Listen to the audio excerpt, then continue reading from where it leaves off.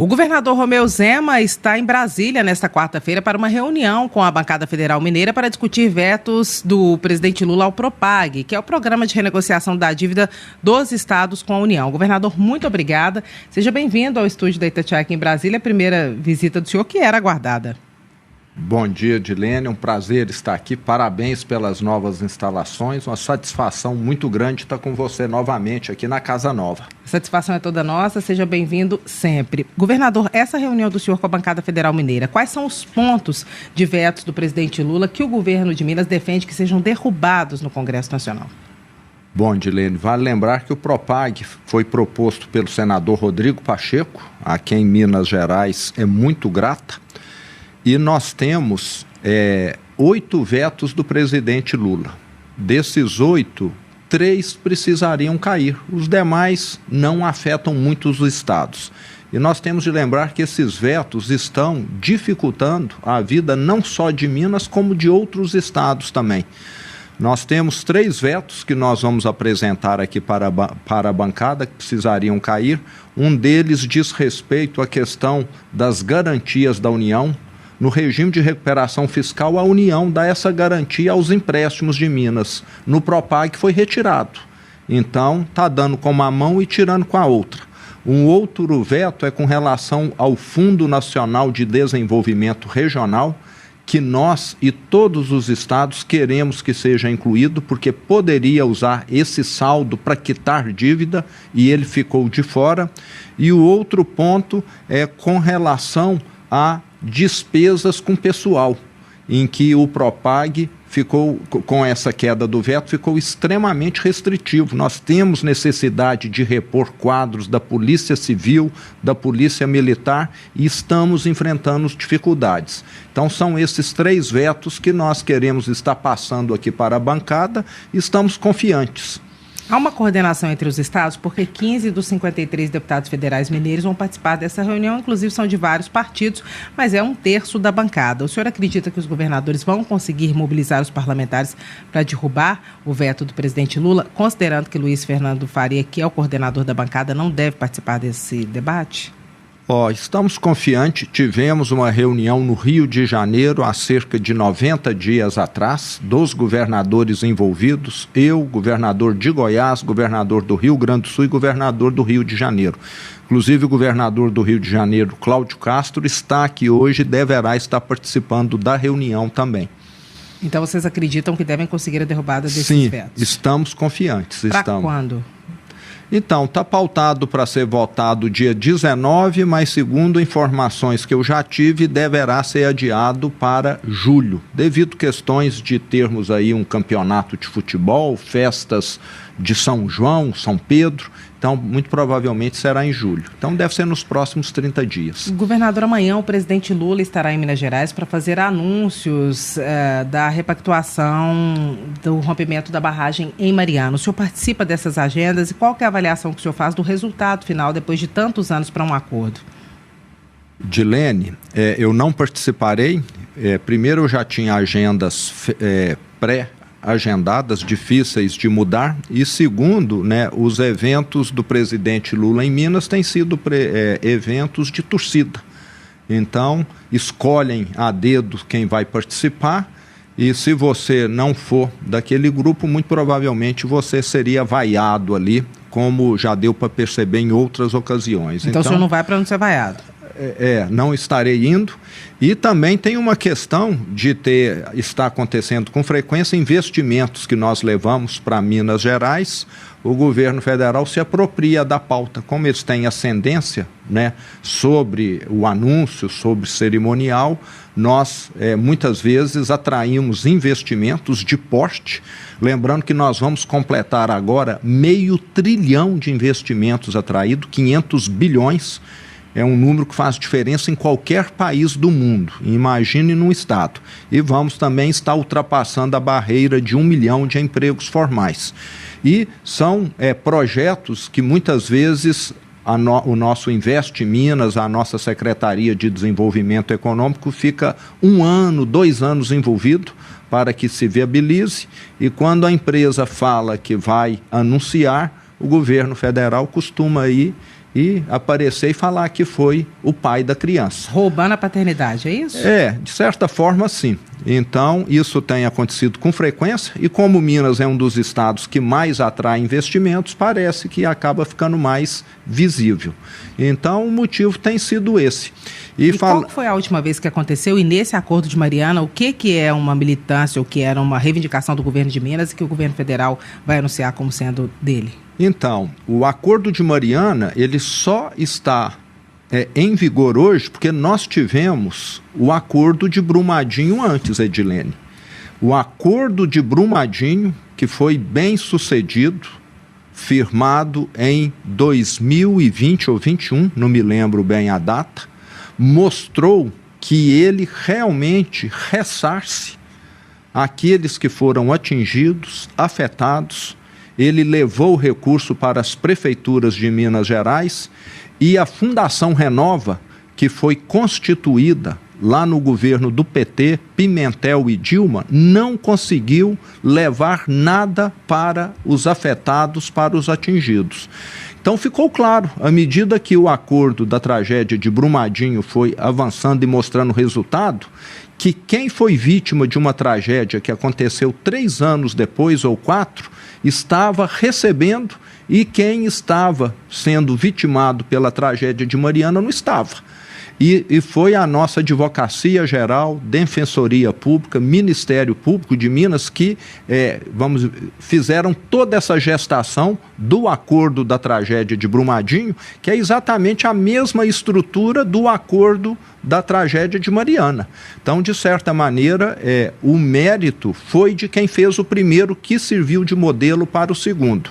Mas o que eles querem transparecer é que foi tudo gestação dele. Teve participação de entes federais, sim, na reta final. Mas eu diria que isso poderia ter sido feito até muito antes. Parece que foram postergando, até porque serviu, de certa maneira, como motivo para fazer uma ação que existe lá no Reino Unido, que se fosse julgada lá fora seria uma vergonha para o Brasil. Demonstraria que aqui nós não somos capazes de resolver problemas que precisariam estar sendo resolvidos no exterior. Governador, o governo federal está no meio de uma polêmica agora porque anunciou um aumento do IOF, o Imposto sobre Operações Financeiras. Isso teve uma repercussão muito negativa, levou para o parlamento e agora tem ações que são alternativas, mas que também acabam culminando em alguma tributação, por exemplo, de investimentos que não eram tributados e vai exigir uma reforma administrativa mais rápida do governo federal. Qual que é a avaliação do senhor dessas duas posturas? Primeiro o aumento do IOF e depois essa alternativa. Sou contrário aos dois. Eu sempre sou favorável a reduzir as despesas e o custo do Estado. Lá em Minas Gerais, você acompanhou, eram 21 secretarias, nós reduzimos para 14.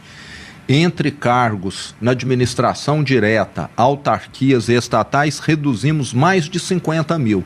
É dessa maneira que tem de fazer gestão. Ficar na gastança, contratando, multiplicando ministérios e mandando a conta para o brasileiro tem limite, nós já ultrapassamos esse limite. O ex-presidente Jair Bolsonaro prestou depoimento no Supremo Tribunal Federal nesta terça-feira, assim como outros réus nesse processo da tentativa de golpe. Qual que é a avaliação do senhor desse processo inteiro e do próximo passo, que deve ser de fato o julgamento do ex-presidente? Tilene, eu tive 2 dias, a segunda e a terça-feira, com compromissos até tarde da noite. Na segunda-feira nós tivemos o evento de comemoração dos 250 anos da nossa Polícia Militar e ontem o lançamento da Mega Leite, a abertura da maior feira de leite, laticínios da América Latina. Então, acabei chegando em casa muito tarde nesses 2 dias. Não me atualizei muito, mas fico satisfeito de ver a Justiça do Brasil funcionando, com direito à ampla defesa e que se escutem todas as partes. Mas eu sempre sou favorável à tese, Odilene, que nós temos de olhar para frente. Muitas vezes parece haver uma certa perseguição política a adversários, né? E parece que nós temos tanto temas importantes no Brasil para lidarmos que diz respeito ao futuro, tantas decisões que dependem do Supremo e muitas vezes nós ficamos aí, vamos dizer, olhando questões pequenas porque quem está envolvido ali é um adversário político. Muitos aliados do ex-presidente Jair Bolsonaro acreditam que no final desse processo ele será condenado e será preso, mas não porque é culpado, por perseguição política. Qual que é a avaliação do senhor? Eu concordo também. E nós já tivemos no Brasil anistias no passado por questões muito mais graves e acho que nós tínhamos de resolver isso e olhar para frente.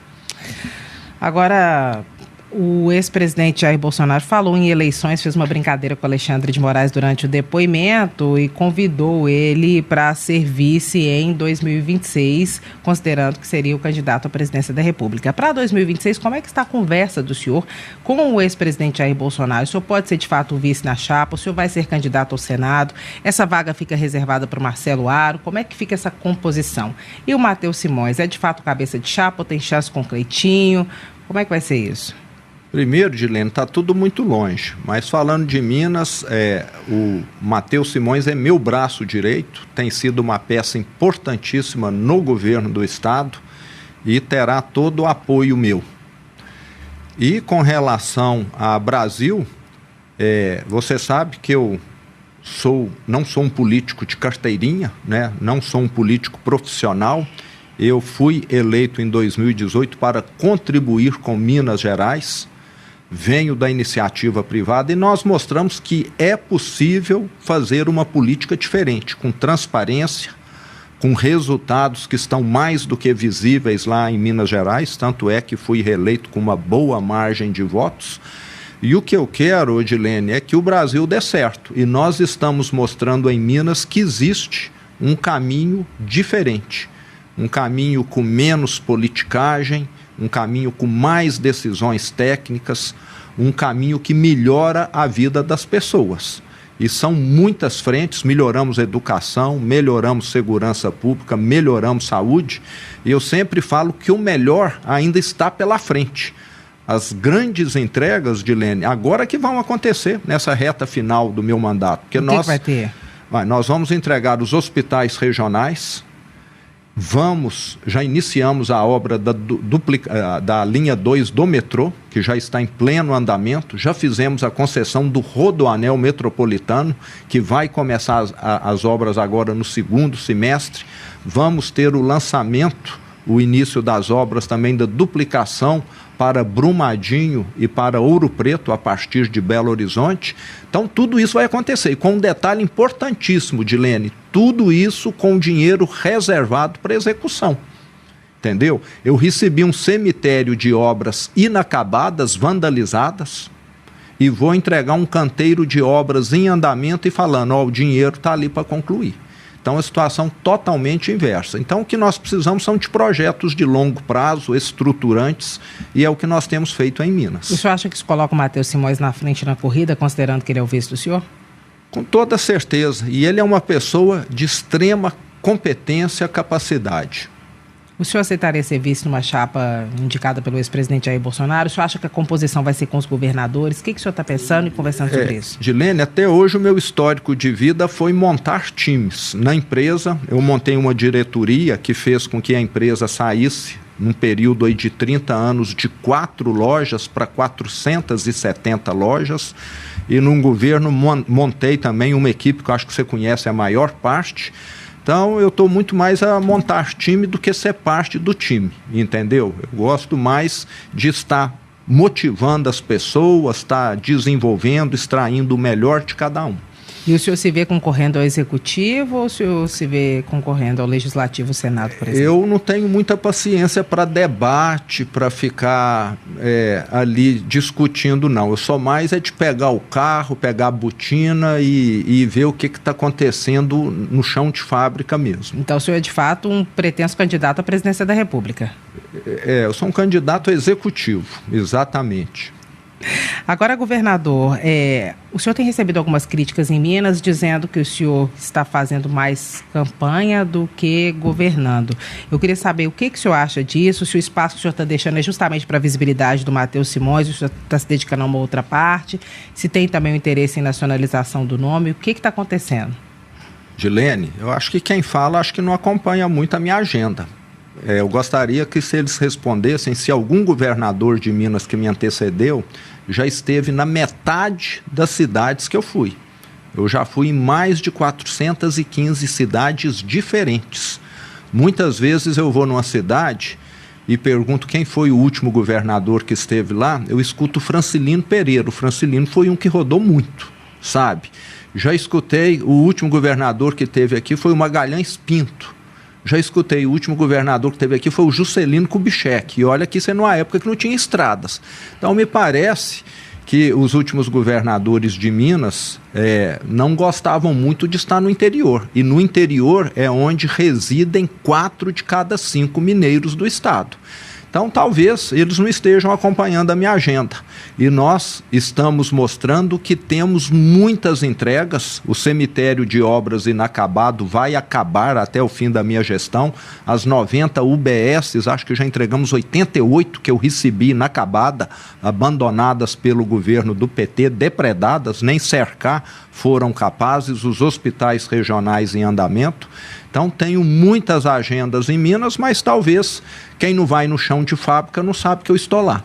Só para a gente terminar, aproveitando que o senhor falou, porque eu sei que o tempo do senhor está apertado, o senhor falou em rodovias, a Justiça deu um prazo de 5 dias para o governo de Minas fazer uma conciliação em relação às concessões e pedágios no vetor norte. A posição do governo mudou desde o início, como é que vai ser a postura para a conciliação?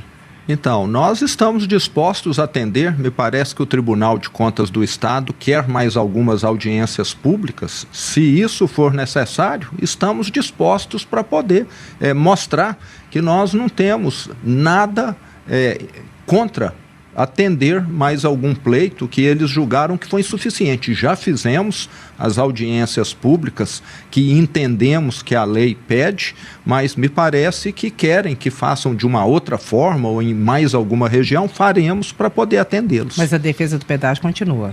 Sim, e lembrando que o pedágio está atendendo, de maneira satisfatória, foi muito bem debatido isso. Aqueles que usarem mais de uma vez por dia, como os motoristas de táxi de aplicativo, vão pagar apenas uma vez. Aqueles que usam sempre terão um desconto. O transporte coletivo isento de cobrança. Então, todas essas questões que foram colocadas foram atendidas. E quem conhece o vetor norte sabe que se nós não tivermos obras viárias ali, esse vetor que cresceu muito nos últimos anos e que hoje está congestionado, vai simplesmente parar de crescer. Nós queremos o melhor para Minas Gerais. Muita gente fala, quando eu vou em São Paulo, eu fico encantado com as rodovias, todas com pedágio. Governador, o senhor deu 2 declarações ao longo dos últimos dias que provocaram um pouco de polêmica. Uma relacionada à ditadura e a outra relacionada a moradores em situação de rua. Eu queria saber se depois dessa repercussão o senhor queria retocar alguma dessas colocações ou se o senhor mantém a posição. Não, eu mantenho. Nós tivemos um regime militar duro no Brasil, que, vale lembrar, teve embate de ambas as partes, E tínhamos naquela época grupos terroristas, de esquerdas fortemente armados que assassinaram e sequestraram e que tiveram anistia. E com relação a moradores de rua, eu acho... A posição do senhor, então, que foi uma revolução, não foi ditadura, é isso? Não, a minha posição é que foi um regime, que foi um regime militar forte, Então, concordo, houve acesso de ambas as partes. E eu reforço aqui que eu sou contra qualquer tipo de regime autoritário. Sou contra, eu sou um democrata e sou a favor da democracia. Então tem que ficar muito claro isso, viu, Dilene? E com relação a morador de rua, eu acho que o brasileiro está ficando cansado desse estilo de vida, Muitas pessoas moram ali, não é porque não tem aonde se abrigar, não é porque a prefeitura não tem um albergue, é por opção própria. Só que eles estão esquecendo que eles estão prejudicando a vida de milhares de pessoas. Eu vi matéria agora de morador de rua que atacou uma mãe com 3 crianças lá no Rio de Janeiro. E isso está virando um estilo de vida. Parece que no Brasil o que é errado está crescendo, A criminalidade crescendo, os criminosos tendo uma idolatria por parte dos jovens, Morador de rua virou esse estilo de vida, né? Parece que alguém, eu vou morar aqui, vou me apropriar dessa calçada, desse canto. Só que é lugar público. Nós temos hoje, na maioria das prefeituras do Brasil, albergues, locais para essas pessoas irem, dormir com mais conforto, com mais segurança, tomar banho. E, na minha opinião, deveríamos ter, sim, uma lei que falasse: é proibido dormir na rua, desde que haja um lugar para onde você possa colocar essa pessoa.